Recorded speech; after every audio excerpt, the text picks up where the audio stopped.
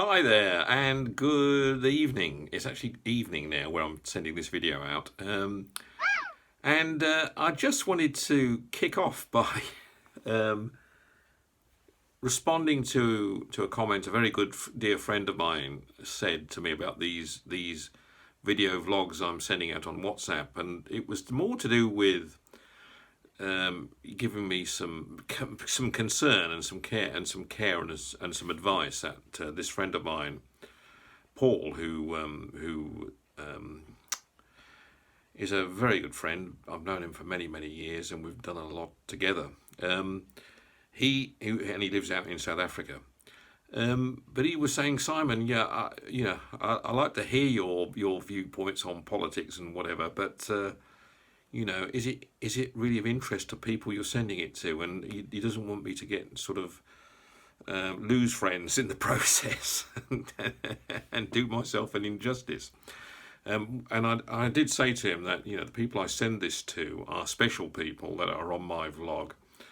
But nevertheless, I think it is important. You raised some very key points that I don't want to obviously send out videos that are boring.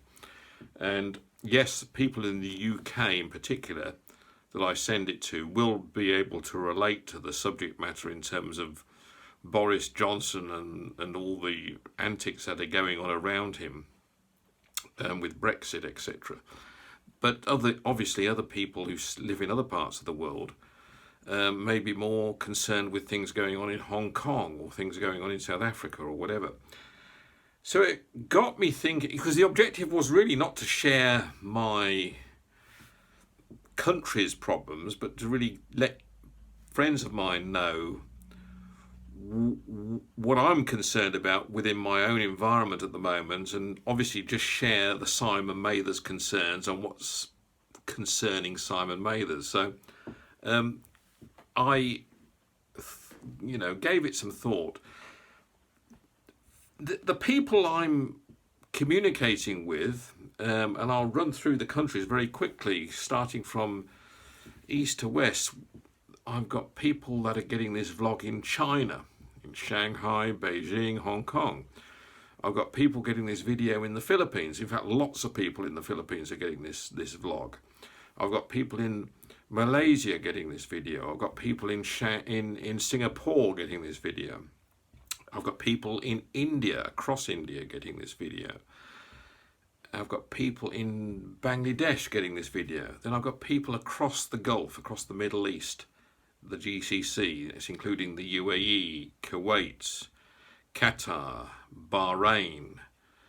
I've got people in Egypt. I've got people in Lebanon. I've got people then we get into Africa. We've got people in Sierra Leone. I've got lots of people in South Africa that are getting this video. I've then got people in across Europe, but not but obviously I've got a lot of people in the UK that get this video. Then I've got people in North America, in Canada getting this video. Quite a lot of people in the USA. I've got people in South America getting this video, including Bolivia, Javier.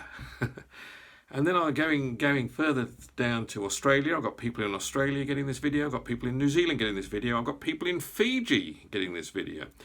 So I have got quite a few people around the world, who won't all be interested in Boris Johnson's antics. So Paul, I appreciate your advice, and I thought, Javier sitting on his farm in alpaca farm in Bolivia is not really going to be too bothered about what I say about what's going on in Brexit. But it was interesting. It made me laugh and it made me think about things. After giving it even more consideration and then pouring myself another glass of this, cheers. I then came to the conclusion, well, I will lighten the subject matter a little bit. I'm not going to talk about Boris tonight, although it's continuing, and I've got to say I'm happy the way Boris is performing. Our Prime Minister Boris, I'm happy the way he's performing. And I'm still stunned on how the media, including the BBC, are taking him on as being not worthy. But I think he'll come through this and win. But if he doesn't, he gets my vote. There's no doubt about that. But anyway, I'm not going to talk about Boris today. I'm going to talk football. I'm going to talk about my team, Manchester United. Some of you will be interested in football. Some of you won't be interested in football. I accept that. Manchester United have had an interesting start to the season. They had an interesting start to an interesting finish to last season as well, for that matter. They didn't do too well. This season, which just started a few weeks ago, they've won one game and they've drawn one game. They beat Chelsea quite well at home in Old Trafford, and they drew against Wolverhampton Wanderers. Now, I've critically looked at their performance, and I've looked at how they've performed in the first two games this year to how they finished the season off last season. And I can honestly say that I've seen a significant improvement in how they're playing now. In the last two games, I can honestly say there's been an improvement. I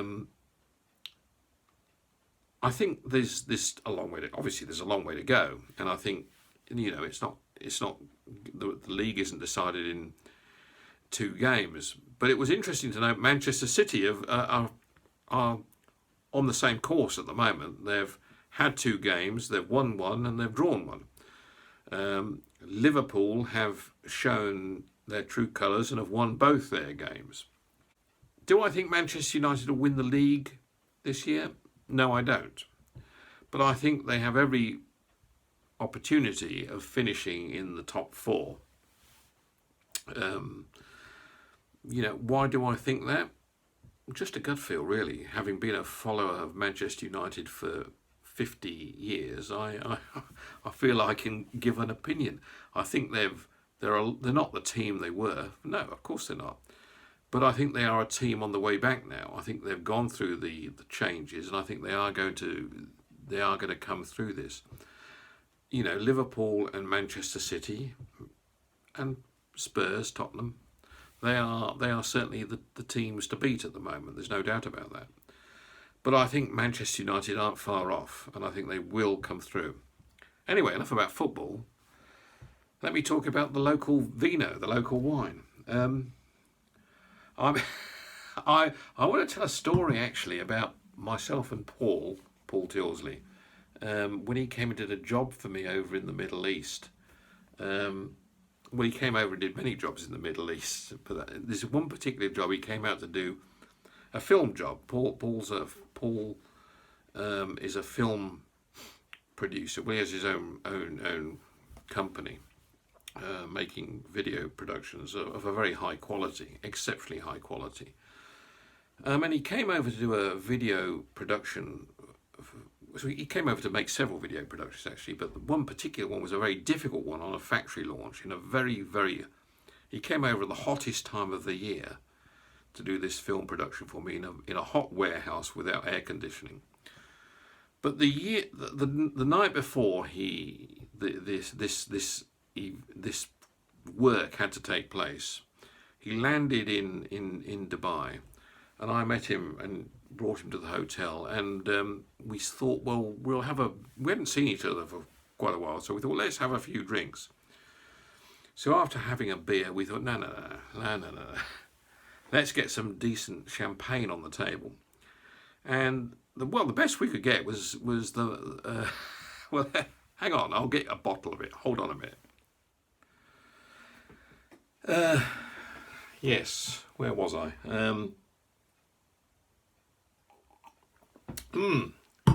Yeah, we asked for a bottle of the finest champagne in the bar, and we thought, well, it's got to be a Bollinger, and it's got to be at least an 85, whatever. But we couldn't get any Bollinger. The Bollinger was not anywhere in Dubai. In fact, it wasn't in the Middle East. But so we were stuck with this rubbish, which was the old Moët. Okay, that was what we had to, the Moët Chandon. That's what we ended up drinking. And anyway, we opened a bottle, and not something I would drink on very often in my local in Dubai. And we started solving the problems of the world. So we thought, and there was only two of us drinking it, because Paul's assistant, cameraman Pesso, he was drinking whiskies, if I remember. Very sensible chap. Anyway, Paul and I then thought, well, okay, let's have another bottle. So we opened another bottle, and we hadn't been for dinner at this stage. We were still talking, solving the problems of the world in the Middle East. And we thought, well, you know, things are going well, let's have a third bottle. And I think the bar staff started worrying, because, you know, champagne is not cheap in any part of the world, but in Dubai it's particularly expensive. So we thought, okay, this is going well. We're starting to get very creative. The brain was starting to become extremely creative. So we thought, we'll have another bottle of Moët Chandon. And as the Moët was flowing, we started thinking and criticising Moët for why it wasn't Bollinger. And we're still to this very day feel Bollinger is the best. But why do I have Moët in my bar here in the UK? Well, that's another story. But the bottom line is, after finishing 4 bottles of Moët, having a good dinner, sleeping well, getting up the next morning. I had to attend a meeting in Kuwait. I had to get on a plane and fly to Kuwait. And Paul had to get to this warehouse in downtown Dubai in about 60 degrees centigrade heat, and do this filming. He phoned me a couple of times and said he's sweating Moët Chandon. But other than that, it was a fantastic video, and it went very, very well. Yeah, it was one of those events that I still remember every time I crack open a bottle of champagne. But just to let you all know, this is light-hearted storytelling, where sometimes I get a serious message out there, but most of the time it's to my friends and family and people around the world who just like to hear a little bit of Simon talking once in a while. And I do hear back from all of you as individuals. I don't share those discussions with everybody. I mean, I'm happy to, if anyone wants me to share a discussion. I mean, I know I've mentioned Paul by name now, and I have mentioned Reese by name in Bolivia, but I generally don't share everyone with everyone, and you know, because it's for obvious reasons of not wishing to do that. But obviously all of you out there know who you are, and I know who you are as my friends, and this is Simon signing off for another vlog. See you soon. All right, take care. Bye bye.